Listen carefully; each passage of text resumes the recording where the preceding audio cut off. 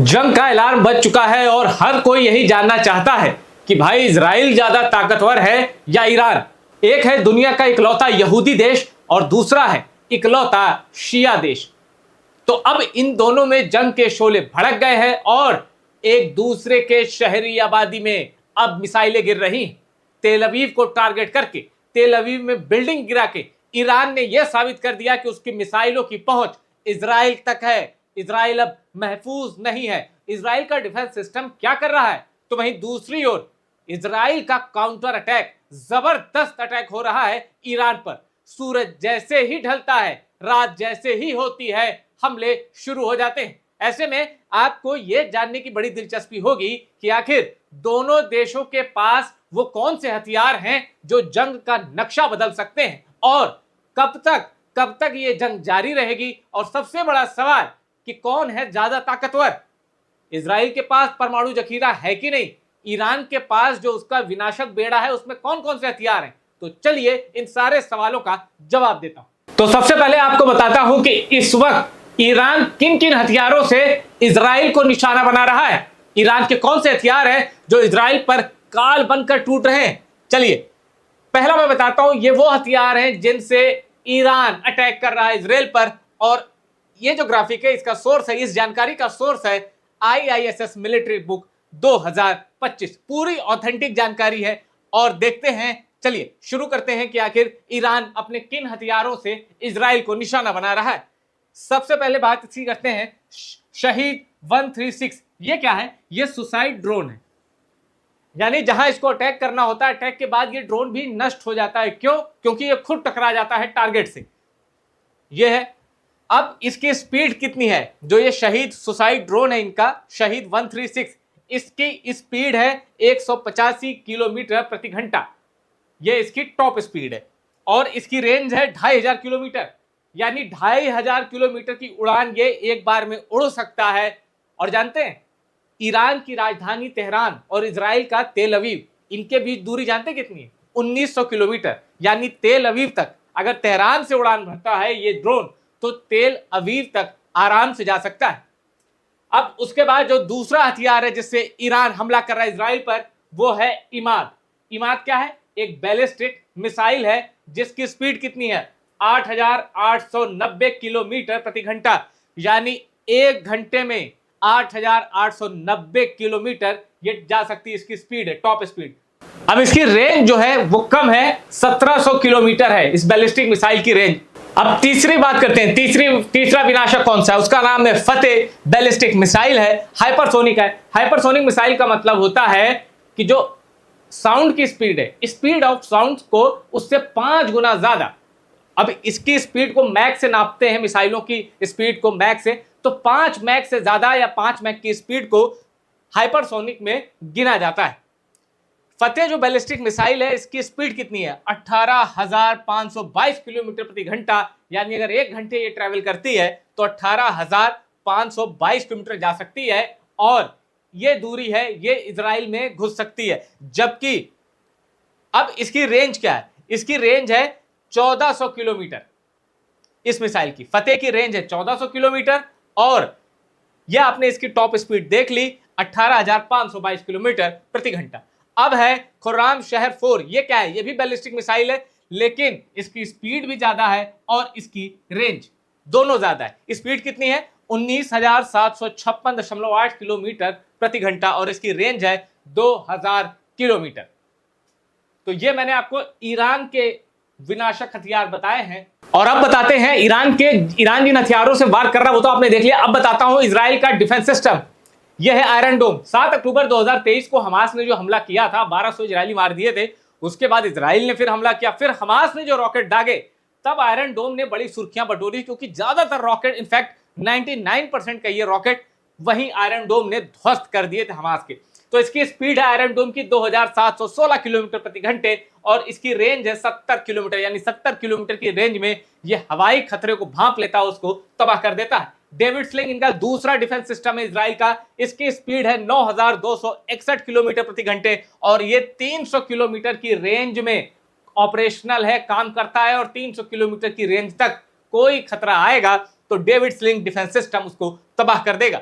तीसरा है एरो 3, ये इजराइल का बेस्ट डिफेंस सिस्टम है और इसकी स्पीड है, स्पीड का मतलब है कि जब ये डिफेंस सिस्टम हवाई खतरे को डिटेक्ट करता है तो इसके अंदर से जो मिसाइलें निकलती हैं उनकी स्पीड, उसकी स्पीड है 11,113 किलोमीटर प्रति घंटा और रेंज है 2400 किलोमीटर।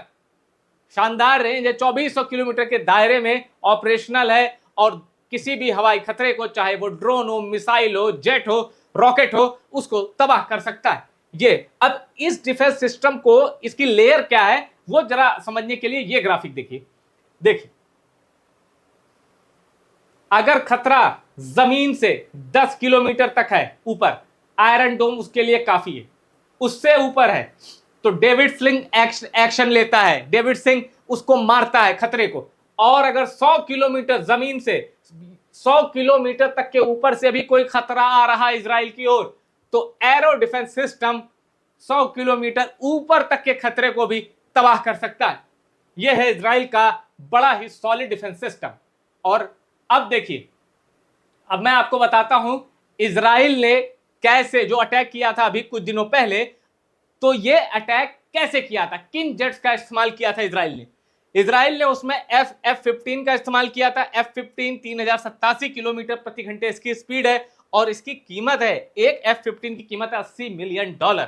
और ऐसे 75 एयरक्राफ्ट ईरान की ओर कूच करके गए थे। और F-16 196 एयरक्राफ्ट, इनकी स्पीड देखिए 2469 किलोमीटर प्रति घंटे और $45 मिलियन का है ये एक F-16। यानी F-15 जो है वो थोड़ा धाकड़ है और F-16 से बहुत अच्छा है। F-16 वही है जो पाकिस्तान के पास भी है, अमेरिका से लिया गया, और तुर्की के पास भी है। अब आते हैं F-35, इसको मॉडर्न में सबसे एडवांस माना जाता है। ईरान ने कहा, वैसे जो सबसे बेस्ट फाइटर जेट है वो है F-22 रैप्टर, उसको अमेरिका किसी को नहीं देता, अपने पास ही रखता है, लेकिन इसकी मार्केटिंग अमेरिका ने ऐसे की है कि ये सबसे एडवांस्ड है। तो F-35 ईरान ने कहा है कि हमने कम से कम 3 F-35 उनके ढेर किए हैं। तो 39 F-35 लेकर इजराइल गया था ईरान के अंदर ऑपरेशन करने। 39 F-35, 196 F-16 और 75 F-15, इतना सब कुछ हवाई लश्कर लेके इजराइल ने टारगेट किया था ईरान को। अब आपको एक ग्राफिक और बताता हूं कि भाई ईरान के पास भी कोई डिफेंस सिस्टम है क्या? है, S-300, S-400 भारत के पास है, ईरान के पास है S-300। S-300 और S-400 में जमीन आसमान का फर्क है। और इसकी डिटेक्शन रेंज, यानी 370 किलोमीटर की रेंज में कोई खतरा आएगा तो ये जो रूस से लिया गया डिफेंस सिस्टम है ईरान के पास, वो उसको तबाह कर सकता है। अटैक रेंज 200 किलोमीटर है, यानी खतरा तो ये डिटेक्ट कर सकता है 370 किलोमीटर का, लेकिन जब तक वो खतरा 200 किलोमीटर के आसपास आएगा तभी ये अटैक कर पाएगा। ऐसा नहीं कि खतरा 250 किलोमीटर दूर है और ये अटैक कर दे। अटैक वो तभी करेगा जब रेंज उसकी, क्योंकि इसकी अटैक रेंज कम है, 200 किलोमीटर ही है। अब है खोरदात 15, ये क्या है? ये भी डिफेंस सिस्टम है, 150 किलोमीटर इसकी डिटेक्शन रेंज है। अब चूंकि इसको ईरान ने ही बनाया है तो इसकी रेंज कम है, क्योंकि तकनीक का मारा है ईरान। खोरदात, इसकी जो डिटेक्शन रेंज है 150 किलोमीटर के दायरे में ही खतरे को डिटेक्ट कर पाता है, और जब वो खतरा 75 किलोमीटर तक आता है तभी ये उस पर काउंटर अटैक कर सकता है। अब है टैक्टिकल हंटर, ये भी लगभग एक ही जैसे हैं, 180 किलोमीटर इसकी डिटेक्शन रेंज है और इसकी अटैक रेंज है 120 किलोमीटर। अब एक चीज यहां समझनी जरूरी है, और वो पहले एक ग्राफिक देख लीजिए। ईरान की मिसाइल की रेंज क्या है? क्या ईरान की मिसाइल जो है जा सकती है इजराइल तक? तो अब इस सवाल का जवाब ढूंढते हैं। देखिए, खुराम शहर, इसकी रेंज है 2000 किलोमीटर। गदर 1950 किलोमीटर इसकी रेंज है। इमाद 1700 किलोमीटर और फतेह 1400 किलोमीटर मन, फतेह वन, ये इसकी रेंज है इजराइल और ईरान के बीच। इन मिसाइलों से ईरान अटैक कर रहा है इजराइल पर, और ये है ईरान की जो मिसाइल बेड़ा है जिसको प्रक्षेपास्त्र कहते हैं। तो ईरान के पास ये घातक प्रक्षेपास्त्र है। और अब देखिए वो चीज जो इस जंग में निर्णायक साबित हो सकती है, जेरिको 2। यह है क्या? बैलिस्टिक मिसाइल है, लेकिन न्यूक्लियर कैपेबल है। इसका मतलब है इस बैलिस्टिक मिसाइल से परमाणु अटैक किया जा सकता है। इसकी रेंज है 1500 से 3500 किलोमीटर, लंबाई है 14 मीटर, और इसका वजन है 26 टन। और इजराइल का ये न्यूक्लियर जो है ना, nuclear capable ballistic missile Jericho 2, इसके नाम से ही ईरान कांपता है, क्योंकि अगर इसका इस्तेमाल हो गया तो ईरान धुआं धुआं हो जाएगा। हालांकि उसके बावजूद भी ईरान को कमतर नहीं आंकना चाहिए। उसके पीछे मैं आपको एक वजह बताता हूं। एक कहावत आपने सुनी होगी कि युद्ध जो है वो हथियारों से नहीं जज्बे से जीता जाता है। ये कहावत आज के दौर में उतनी सही नहीं लगती, लेकिन जिस हद तक भी सही है, जज्बा दोनों के पास है। जानते हैं क्यों? क्योंकि ईरान इकलौता शिया, जहां की आबादी शिया डोमिनेट करते हैं, जहां इकलौता शिया मुल्क है, और इजराइल इकलौता यहूदी देश है।